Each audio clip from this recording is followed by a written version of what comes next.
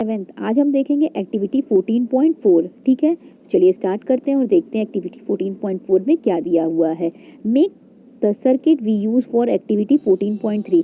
हम एक्टिविटी 14.3 जब पढ़ रहे थे तो हमने उसमें एक सर्किट बनाया था, हमें उसे दोबारा से बनाना है। ठीक है, तो उसको देख लीजिए कौन सा सर्किट था, कौन सा था, ये वाला। ठीक है, हमने यही एक्टिविटी में 14.3 एक्टिविटी में हमने ये सर्किट बनाया था, तो हमें ऐसे सर्किट दोबारा बनाना है।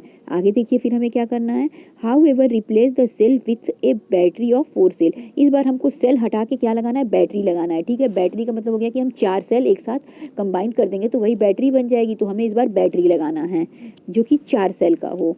Also in place of the nichrome wire tie a thin standard of steel wool. इस बार हमें नाइक्रोम की जो वायर से हमने दोनों किल में जो नाइक्रोम की वायर लगाई थी उस जगह पे हमें एक स्टैंडर्ड लगाना है ऑफ स्टील वूल, स्टील के वूल का। ठीक है, स्टील के वूल का मतलब वो क्या होता है, देखिए यहाँ ब्रैकेट में दिया है, the steel wool is commonly use for cleaning utensils and is available in grocery shop. ये क्या होता है, जो बर्तन धुलने वाला जो स्टील का मिलता है, ठीक है, वो पतला पतला वूल जैसा रहेगा। ठीक है, जैसे लगेगा ऊन है उस टाइप का रहता है। ठीक, तो वो लपेटा हुआ रहता है गोल गोल, तो हमें उसी का इस्तेमाल करना है।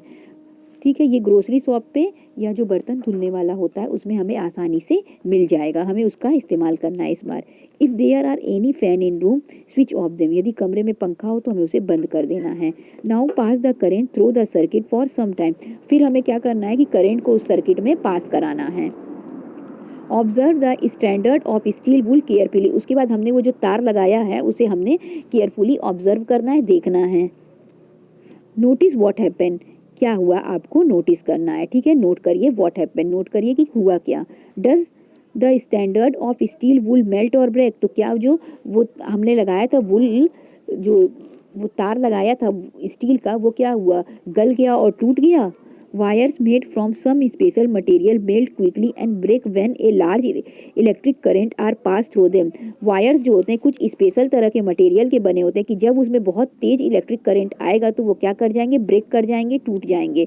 These wire used for making electric fuse. और इसका इस्तेमाल किया जाता है इलेक्ट्रिक फ्यूज बनाने में। ठीक है, देखिए इस तरीके का होता है 14.4 में, ये सब इस तरीके का आपके घर में लगा होगा। ठीक है, जब बहुत तेज इलेक्ट्रिक आता है, कभी कभी बहुत तेज जब वोल्टेज आता है तो क्या होता है कि इसमें जो फ्यूज लगा होता है वह ब्रेक कर जाता है, जिसकी वजह से हमारे घरों में जो करंट होता है, इलेक्ट्रिक करंट होता है, उसका फ्लो रुक जाता है और इस वजह से हमारे सारे एप्लियंस क्या हो जाते हैं, बच जाते हैं, हमारे घर में कुछ नुकसान नहीं होता। ये फ्यूज क्या कर लेता है, उसके लोड को संभाल लेता है और वहीं पे वो तार ब्रेक कर जाता है। In all buildings fuse are inserted in all electrical circuits. ठीक है, तो बिल्डिंग्स में इसका यूज़ किया जाता है। ठीक है, इंसर्ट किया जाता है इलेक्ट्रिकल सर्किट में।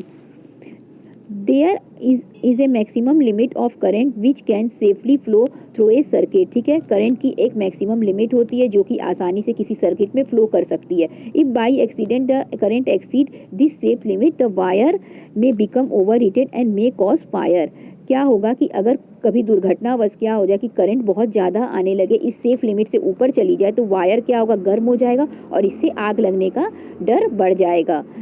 If a proper fuse is there in circuit it will blow off and break the circuit. यदि उसमें प्रॉपर फ्यूज का इस्तेमाल हुआ है तो क्या होगा कि फ्यूज की वजह से क्या होगा कि जो सर्किट है वहाँ पे वो तार क्या होगा, गल जाएगा, गलने की वजह से टूट जाएगा और इस वजह से जो इलेक्ट्रिक करंट फ्लो हो रहा होगा वो ब्रेक कर जाएगा। इस वजह से जो भी खतरा होने वाला होगा आग लगने का या जो भी कुछ, वह रुक जाएगा।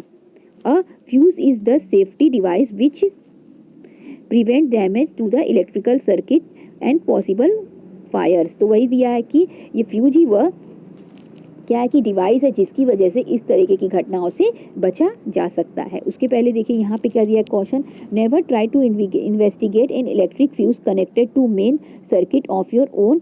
You may however visit an electric repair shop and compare the burn fuse with a new one.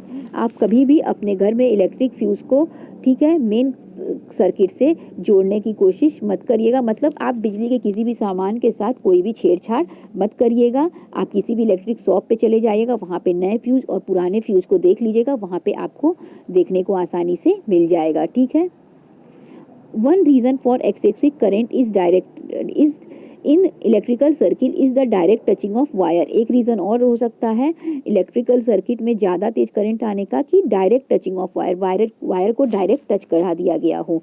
This may happen if the insulation of wire has come off due to wear and tear. ऐसा इसलिए हो सकता है क्योंकि जो insulation of wire है वह cut गया हो या फिर वह फट गया हो, ठीक है, यानी तार में कोई कटान हो गई हो।